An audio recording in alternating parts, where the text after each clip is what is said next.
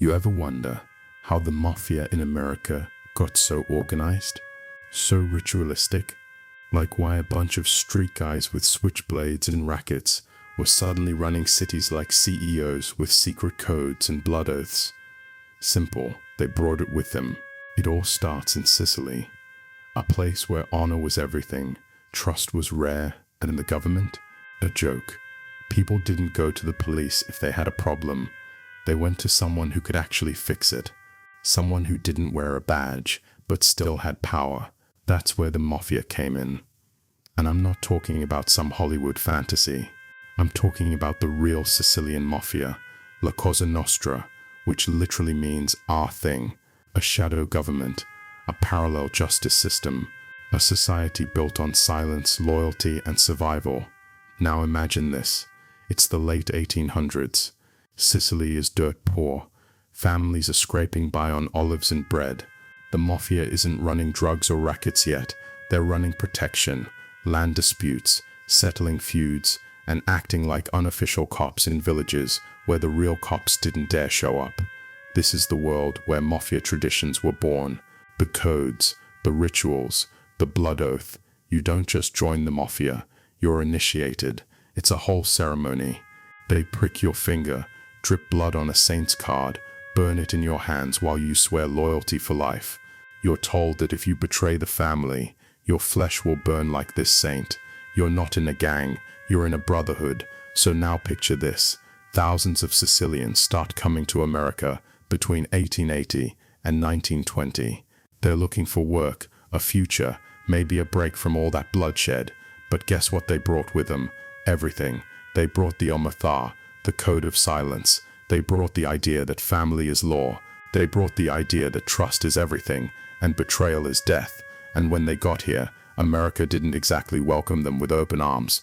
They were poor, uneducated, spoke broken English. The Irish were already established in politics and police forces. The Germans had trade. The Jews were finding their way. But the Sicilians, they were stuck on the bottom rung.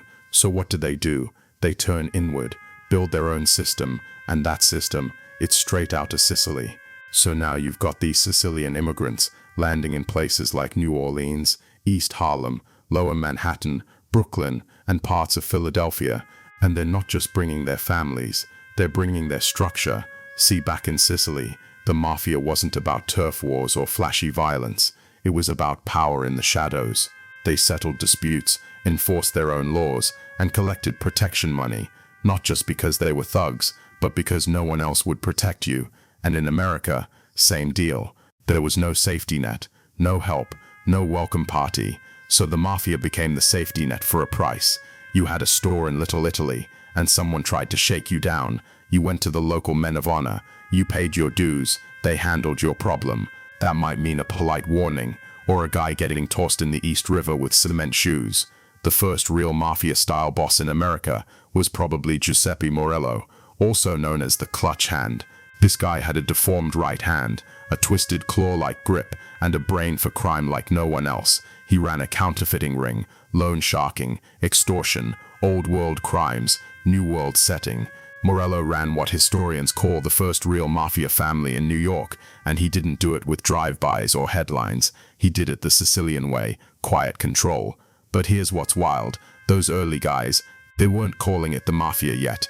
They used phrases like La Mano Nera, the black hand. It was a style of extortion where you'd get a letter, scrawled with a black handprint, threatening to kidnap or kill if you didn't pay up. Usually signed with something dramatic like, "We know where your daughter goes to school." Classy, right? Some of it was disorganized street crime, but some of it was Mafia coded. The difference, the Mafia had rules. They had ranks: soldier, capo, underboss, consigliere, boss. Just like back in Sicily, they had rituals. You couldn't just ask to join. Someone had to vouch for you, a made guy, and if you messed up, you weren't demoted, you were disappeared. By the 1910s and 1920s, especially during Prohibition, these old Sicilian codes met the new American opportunity, and man, it was like gasoline on a fire. So by the time Prohibition rolls in, 1920, the timing couldn't be better. Alcohol is illegal, demand is through the roof, and guess who's perfectly positioned to fill the gap? These tight-knit, loyalty-obsessed Sicilian crews. They already had the structure. They already had the code. All they needed was product, protection, and a little muscle. And suddenly, they're making millions off bootleg liquor. That's when the mafia in America stops being a local problem and becomes a national machine. And the traditions from Sicily, they didn't fade, they just adapted. You still had omerta, no talking to cops. You still had initiation ceremonies. In fact, many of the men getting made in the 1920s were first-generation immigrants, brought up in Sicilian homes with Sicilian values, raised on stories of vendetta, honor, and blood loyalty. These weren't just criminals, these were true believers in the code. Then there's the Castellammarese War in the early 1930s. This was an internal mafia war between two old-world factions, Joe the Boss Masseria and Salvatore Maranzano, both deeply Sicilian in mindset. The fighting got so bloody, bodies were dropping all over New York, and while these two dinosaurs were slugging it out, a new player was watching, waiting, Charles Lucky Luciano. Now Luciano, he was Sicilian by blood, born in Italy, but raised in the US. He spoke both languages, English and Mafia fluently, and he saw the problem. The old-school guys were too rigid, too stuck in their Sicilian traditions. Vendettas, honor killings, endless power plays. Luciano wanted a modern mafia.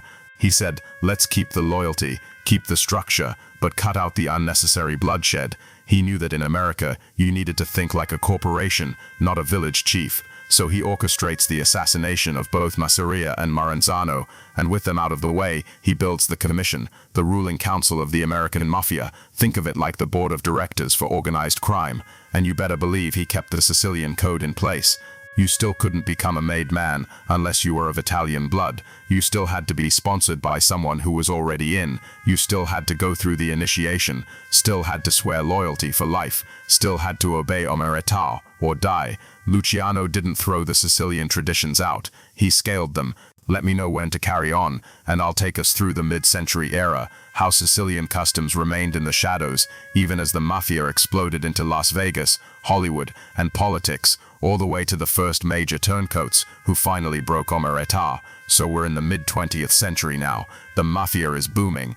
Cities like New York, Chicago, Philadelphia, Boston, Cleveland, even Detroit, all have their own families, all part of a nationwide structure that traces its DNA back to dusty Sicilian villages. But here's the kicker. Even as the mafia becomes more American in its reach, it stays Sicilian at its core. You want proof? Look at how they handled initiation ceremonies. These weren't casual. They weren't just "you're in, congrats." No, even in 1960s Brooklyn, if you were getting made, you were getting made the old way. You walked into a back room, the lights were low, only made guys were present, no outsiders. They pricked your finger. You'd drip blood onto a holy card, usually of a saint, St. Francis, St. Michael, St. Anthony. Then they'd light it on fire in your hand. As it burned, you repeated the oath in Italian. If I betray my friends, may my soul burn like this card. You swore loyalty to La Cosa Nostra, not to a man, not to a crew, to the thing, our thing. That's straight from Sicily, carried over generation to generation. These rituals weren't window dressing, they were a spiritual contract, and the rules that followed, dead serious. You couldn't lay a finger on another made man without permission. You couldn't involve yourself in another family's business. You couldn't touch drugs officially anyway, and you never ever spoke to law enforcement, ever. These weren't suggestions. These were the laws of the underworld, and they were older than America itself. And when someone did talk, when someone broke omerta, that's when the traditions turned dark. Because in Sicilian culture, betrayal isn't just wrong, it's blasphemous. It stains the soul, and the only way to clean it is with blood. So guys who flipped, if they were caught, didn't just get whacked. They were erased, wiped out. Sometimes their families were warned, sometimes not. And the message to the rest of the crew was crystal clear: talk and you vanish. And for decades, it worked. Even as law enforcement got smarter, even as the FBI formed mob units and planted bugs and flipped lower-level guys, the top-tier mafiosi kept their mouths shut. Why? Because they weren't just following rules, they were following a code passed down from their grandfathers. But then, like all old empires, cracks started to show. So for decades, omerta held, the mafia thrived. The Sicilian way was gospel. You could get arrested, you could do time, you could lose everything, but you did not rat, until one guy cracked. Joe Valachi. It's 1963. Valachi's sitting in federal prison. He's facing a life sentence. He's paranoid. He thinks his own people are going to whack him in the yard. And one day he snaps. He doesn't just flip, he goes on national TV and names names. Suddenly, the public hears about this thing called La Cosa Nostra for the first time. He talks about being made, about bosses, capos, soldiers, about murder contracts, about how the mafia is everywhere. To the American public, it's like finding out the boogeyman actually has a face, and that he lives in Brooklyn. To the old-school bosses, it's heresy. Valachi broke the seal, he opened the floodgates, and over the next few decades, as RICO laws get passed, and surveillance technology gets smarter, more and more guys start flipping. You see, the problem wasn't just the feds, it was that America had changed. Guys weren't living in Sicilian farm towns anymore. They weren't working the docks with their uncles, or living in the same tenement as their cousins. They were buying Cadillacs, going to nightclubs, running scams on the side. The code of loyalty, it started to feel optional, and the minute that happened, Omerta began to rot. And yet, even as the mafia crumbled in courtrooms, even as bosses were sent away for life and family structures fell apart, the Sicilian DNA still lingered. Even modern-day wise guys, the few that still exist, will tell you the same thing. We don't talk, we handle it the old way. The truth, that old way, the Sicilian way, is mostly gone now, but its fingerprints are still all over American organized crime, in the structure, in the loyalty tests, in the symbols, in the fear, and maybe most importantly, in the way that guys who lived by the code still refuse to say the word mafia out loud.